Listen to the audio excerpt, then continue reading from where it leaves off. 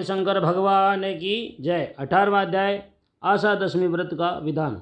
सनत कुमार बोले, हे भगवान, हे पार्वतीनाथ, हे भक्तों पर अनुग्रह करने वाले, हे दया सागर, अब आप दशमी तिथि का महात्म्य बताइए। ईश्वर बोले, हे सनत कुमार, श्रावण मास में शुक्ल पक्ष की दशमी तिथि से यह व्रत आप प्रारंभ करें। पुनः प्रत्येक महीने में शुक्ल पक्ष की दशमी तिथि को यह व्रत करें। इस प्रकार 12 महीने में इस उत्तम व्रत को करके बाद में श्रावण मास में शुक्ल पक्ष की दशमी तिथि पर इसका उद्यापन करें।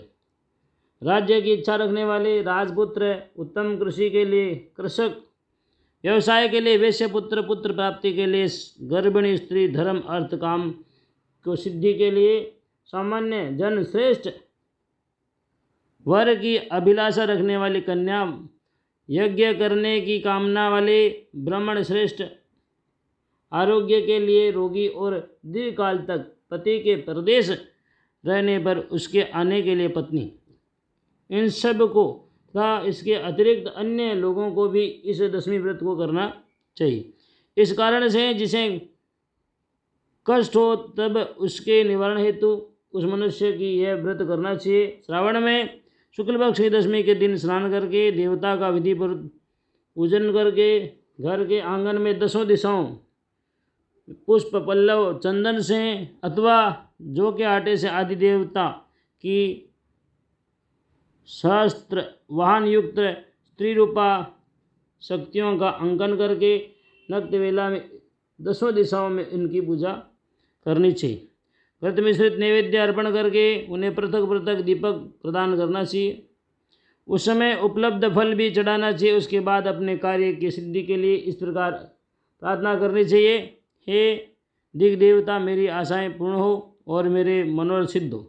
आप लोगों की कृपा से सदा कल्याण हो। इस प्रकार विधिवत पूजन करना, ब्राह्मण को दक्षिणा देनी चाहिए। हे मनुष्य, इसी क्रम से प्रत्येक महीने में दशमी तिथि को सदा करना चाहिए और 1 वर्ष तक इसके करने के अनंतर उद्यापन करना चाहिए। पूजन की विधि कही जाती है, स्वर्ण अथवा चांदी की अथवा आटे से ही 10 दिशाओं को बनवाएं। तत्पश्चात स्नान करके भली भांति वस्त्राभूषण से अलंकृत होकर बंधु बांधवों के साथ भक्तिपूर्ण मन से 10 दिग् देवताओं का पूजन करना चाहिए। घर के आंगन में क्रम से इन मंत्रों के द्वारा दिग् देवताओं का स्थापित करें। इस भुवन के स्वामी देवताओं तथा दानवों से नमस्कार किए जाने वाले इंद्र आपके ही समीप रहते हैं। आप इंद्री नामक दिग् देवता को नमस्कार हैं। हे आशे, अग्नि के साथ परिग्रह विवाह होने कारण आप अग्नि कही जाती। आप तेजस्वरूप तथा पराशक्ति हैं, अतः मुझे वर देने वाली हो। आपका ही आश्रय लेकर वे धर्मराज सभी लोगों के दंडित करते हैं, इसलिए आप संयमिनी नाम वाली हैं। हे यामे, आप मेरे लिए उत्तम मनोरथ पूर्ण करने वाली हो। हाथ में खड्ग धारण करके मृत्यु देवता आपके ही आश्रय ग्रहण करते हैं, अतः आप नृत्य रूपा हो।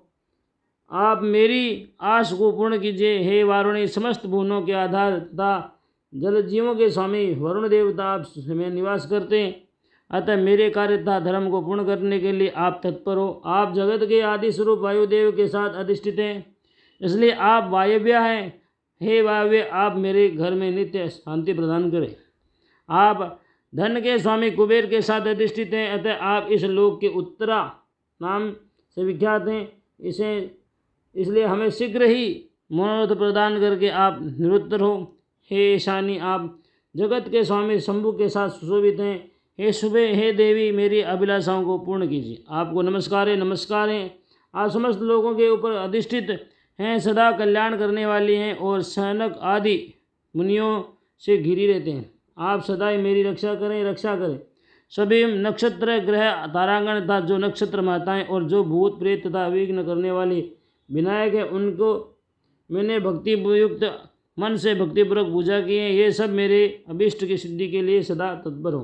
नीचे के लोकों में या सर्पों तथा देवताओं के तथा द्वारा सेवित अतः नागपत्नियों सहित आप मेरे ऊपर प्रसन्न हो। इन मंत्रों के द्वारा पुष्प, धूप आदि से पूजन करके वस्त्र, अलंकार तथा फल निवेदित करना चाहिए। इसके बाद वाद्य, ध्वनि, गीत, नृत्य आदि मंगल करते हों और नाचती हुई श्रेष्ठ स्त्रियों के सहित जागरण करके रात्रि व्यतीत करनी चाहिए।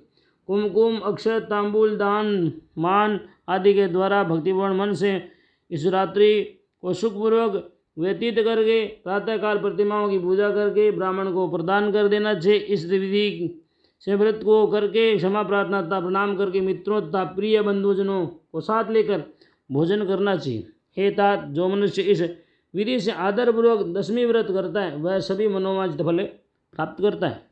विशेष रूप से स्त्रियों को इस सनातन व्रत को करना चाहिए, क्योंकि मनुष्य जाति में स्त्रियां श्रद्धा कामना परायण होती हैं। हे मुनिश्रेष्ठ, धन प्रदान करने वाले, यश देने वाले, आयु बढ़ाने वाले तथा सभी कामनाओं का फल प्रदान करने वाले इस व्रत को मैंने आपसे कह दिया। तीनों लोकों में अन्य कोई भी व्रत इसके समान नहीं है। हे ब्रह्म पुत्रों में श्रेष्ठ, वांछित फल की कामना करने वाले, जो मनुष्य दशमी तिथि को दसों दिशाओं की सदा पूजा करते हैं, उनके हृदय में स्थित सभी बड़ी बड़ी कामनाओं को वे दिशाएं फलीभूत करती हैं। इससे अधिक कहने में क्या प्रयोजन। हे सनतकुमार, यह व्रत मोक्षदायक है, इसमें संदेह नहीं करना चाहिए। इस व्रत के समान न कोई व्रत है और न तो होगा। इस प्रकार श्री स्कंद पुराण के अंतर्गत ईश्वर सनत कुमार संवाद में श्रावण मास महात्म्य में आशा दशमी व्रत कथन नामक 18वां अध्याय पूर्ण हुआ। बोले शंकर भगवान की जय।